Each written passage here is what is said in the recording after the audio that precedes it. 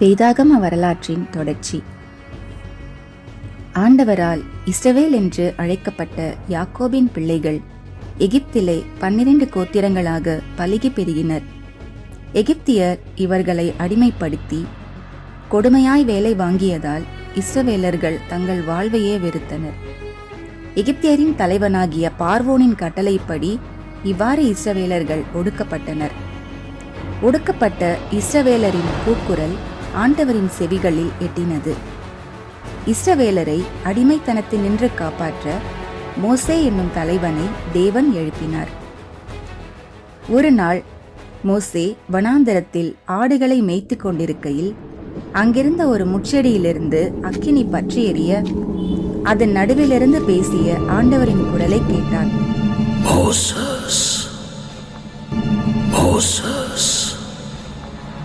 ஆண்டவர் மோசேயிடம் இஸ்ரவேல் ஜனங்களை விடுவிக்க பார்வோனிடம் சென்று பேசுமாறு கூறினார். அவ்வாறே மோசே சென்றார். ஆனால் பார்வோன் ஜனங்களை அனுப்ப சம்மதிக்கவில்லை. அதனால் எகிப்தியர் மேலும் பார்வோன் மேலும் கர்த்தர் 10 விதமான வாதைகளை அனுப்பினார். தண்ணீர் இரத்தமாக மாறினது. வண்டுகள், பேன்கள், தவளைகள், வெட்டுக்கிளிகள் போன்றவை எகிப்து தேசத்தை நாசம் செய்தது. கால்நடைகள் மரித்தது. ஆனால் இவை எதுவும் இஸ்ரவேலரை பாதிக்காமல் கர்த்தர் பாதுகாத்தார். கடைசியாக எகிப்தியரின் முதல் பிள்ளைகள் யாவரையும் சங்கார தூதன் அழித்தான். இஸ்ரவேலரின் வீடுகளில் ஆட்டுக்குட்டியின் இரத்தம் வீட்டு நிலைகளில் பூசப்பட்டிருந்தது. அதனால் சங்காரதூதன் அவர்களை நெருங்கவில்லை. ஆட்டுக்குட்டியின் இரத்தம் இயேசு கிறிஸ்துவின் இரத்தத்தினால் மீட்பு என்னும் தீர்க்க தரிசனத்தின் முன்னோட்டமாக நடந்தது. இந்த கொடுமையான வாதைக்கு பிறகு பார்வோன் இஸ்ரவேலரை, நீங்கள் கேட்டுக்கொண்டபடி உங்கள் தேவனுக்கு பண்டிகை கொண்டாடுங்கள் என்று சொல்லி அவர்களை அனுப்பிவிட்டான். 430 ஆண்டுகள் எகிப்தில் அடிமைகளாயிருந்த இஸ்ரவேல் ஜனங்கள் சந்தோஷத்துடன் எகிப்தை விட்டு புறப்பட்டார்கள். முற்பிதாக்கள் ஆகிய ஆபிரகாம், ஈசாக்கு, யாக்கோபுக்கு ஆண்டவர் வாக்கு பண்ணிய கானானுக்கு மோசேயின் தலைமையில் ஜனங்கள் பயணம் புறப்பட்டார்கள். வனாந்திரத்தில் ஜனங்களுக்கு பகலில் மேகஸ்தம்பமும் இரவில் அக்கினி ஸ்தம்பமும் பாதுகாப்பாக இருந்தது. உணவுக்கு வானத்து மன்னாவையும் காடைகளையும் கொடுத்து தேவன் வழிநடத்தினார். கர்த்தர் இஸ்ரவேல் மக்களை ஒழுங்குபடுத்தவும் நன்னெறிப்படுத்தவும் மோசேயை சீனாய் மலைக்கு ஏறி வரச் செய்து 10 கட்டளைகள் அடங்கிய கற்பலகைகளை கொடுத்தார். அதே சமயம் ஜனங்கள் ஆரோனிடம் ஒரு கன்றுக்குட்டி செய்ய சொல்லி அதை தெய்வம் என்று வணங்கி ஆடி பாடிக் கொண்டிருந்தார்கள். கட்டளையை மீறியதால் தேவன் அவர்களை அழித்தார். இதற்கு பின்பு கானான் தேசத்தை வேவு பார்த்து வர மோசே சிலரை அனுப்பினார். அவர்கள் தேசத்தை சுற்றி பார்த்து அத்தேசத்து கனிகளில் சிலவற்றை சுமந்து கொண்டு வந்தார்கள். அவர்களில் சிலர், அது செழிப்பான தேசம், ஆனால் அங்கு மிகவும் பலசாலிகள் இருக்கிறார்கள், அவர்கள் நம்மை அழித்து விடுவார்கள் என்று துர்ச்செய்தியை பரப்பினார்கள். ஆனால் அவர்களில் இருவரான யோசுவாவும் காலேபும் கர்த்தர் நமக்கு கொடுத்த தேசம் நல்ல தேசம் என்று நற்செய்தி சொன்னார்கள். கடவுள் கானான் நாட்டை தூரத்திலிருந்து காணும் வாய்ப்பை மட்டுமே மோசேக்கு கொடுத்தார். இஸ்ரவேல் ஜனங்களை வழிநடத்த மோசே யோசுவாவிடம் பொறுப்பளித்து 120 வயதில் மரித்தார். தேவனே மோசேயை அடக்கம் செய்தார். யோசுவாவோடு தேவன் இருந்தார். இஸ்ரவேல் ஜனங்கள் கானானுக்குள் பிரவேசிக்க எரிகோ பட்டணம் தடையாக இருந்தது. எரிகோவுக்கு வேவு பார்க்க சென்ற இருவரை ராகாப் என்ற பெண் பட்டணத்தாரிடம் சிக்கிக் கொள்ளாமல் பாதுகாத்ததால் பட்டணம் அழியும் போது அடையாளத்துக்காக சிவப்பு நூலை ஜன்னலில் கட்டி வைக்க சொன்னார்கள். இதன் மூலம் நீயும் உன் குடும்பமும் பாதுகாக்கப்படுவீர்கள் என்றும் சொன்னார்கள்.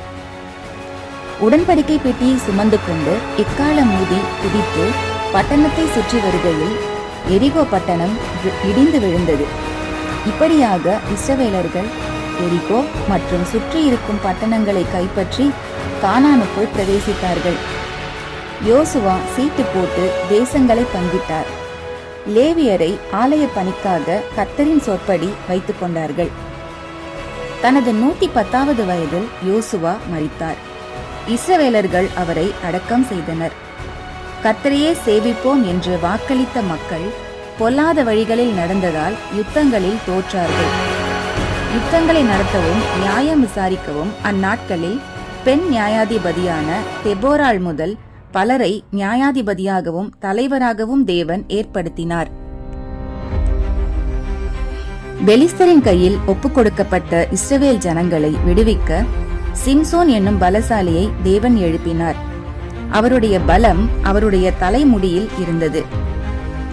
சிம்சோனின் பாவத்தால் அவர் தன் பலமாகிய தலைமுடியை இழந்த பின்பு தன் தவறுக்காக மனம் வருந்தி ஆண்டவரிடம் ஒரு விசை மன்னியும் என்று மன்றாடி தன் பலத்தை மீண்டும் பெற்று பெலிஸ்தரை அழித்து அவர்களோடு மடிந்து இஸ்ரவேலை காப்பாற்றினார். நீதி தலைவர்கள் ஆட்சியாளராயிருந்த நாட்களில் யூதாவில் உள்ள பெத்லகேமில் பஞ்சம் உண்டானது. இக்காலத்தில் மோவாபிய பெண்ணான ரூத் பெத்லகேமியனான போவாசை கடவுளின் திட்டப்படி திருமணம் செய்தார். இந்த சந்ததியில்தான் உலக மீட்பரான இயேசு கிறிஸ்து பிறந்தார். அந்நாட்களில் தேவன் தம் மக்களிடத்தில் பேச இஸ்ரவேலின் முதல் தீர்க்கதரிசியான சாமுவேலை ஏற்படுத்தினார். சாமுவேல் சிறுவனாயிருந்த போதே கர்த்தரின் சத்தத்தை கேட்டார். இவர் ஜனங்களை சரியான வழியில் நடத்தினார். ஆனால் இஸ்ரவேலர்கள் தங்களுக்கு ஒரு ராஜா வேண்டும் என்று கேட்டதால் சவுலை இஸ்ரவேலின் ராஜாவாக ஏற்படுத்தினார். சவுலிடம் இருந்த தீய குணங்கள் காரணமாக சவுலை தள்ளி தன் மனதுக்கு பிரியமான தாவீது என்னும் மெய்ப்பனை அரசனாக்கினார் தேவன். தாவீது கடவுளின் துணையோடு பல யுத்தங்களை மேற்கொண்டு பெலிஸ்தியர், அம்மோனியர் போன்ற பலரின் ராஜ்யங்களை சொந்தமாக்கிக் கொண்டார்.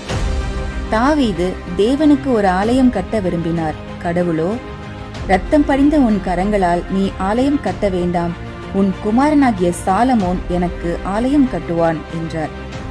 சாலமோன் தாவீதின் ஸ்தானத்தில் ராஜாவாக அபிஷேகம் பண்ணப்பட்டு தீருவின் ராஜாவாகிய ஈராமின் உதவியோடு ஆலயம் கட்டினார்.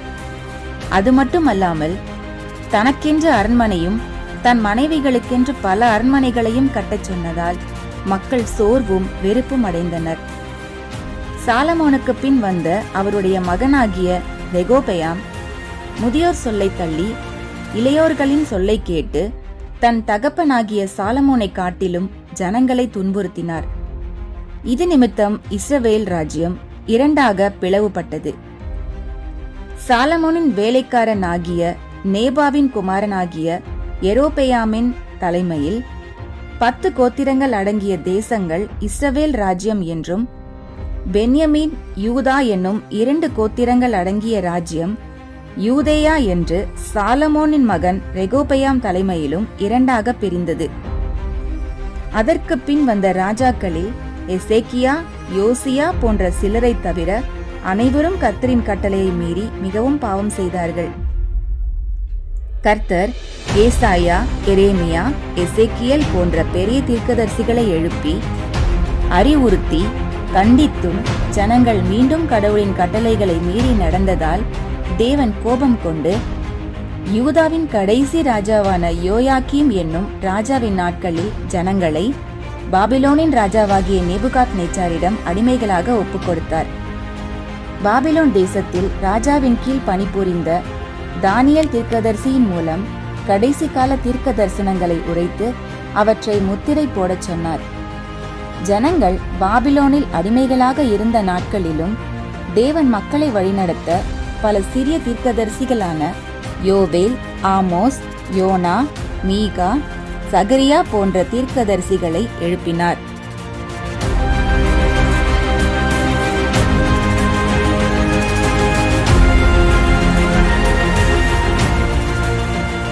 அப்போதும் கீழ்ப்படியாத ஜனங்களை சில காலம் தேவன் அவர்கள் வழியில் விட்டார். இதனால் 400 ஆண்டுகள் எந்த தீர்க்கர்களும் எழும்பவில்லை. இந்த 400 ஆண்டுகள் மக்களின் இருண்ட காலமாக கருதப்படுகிறது.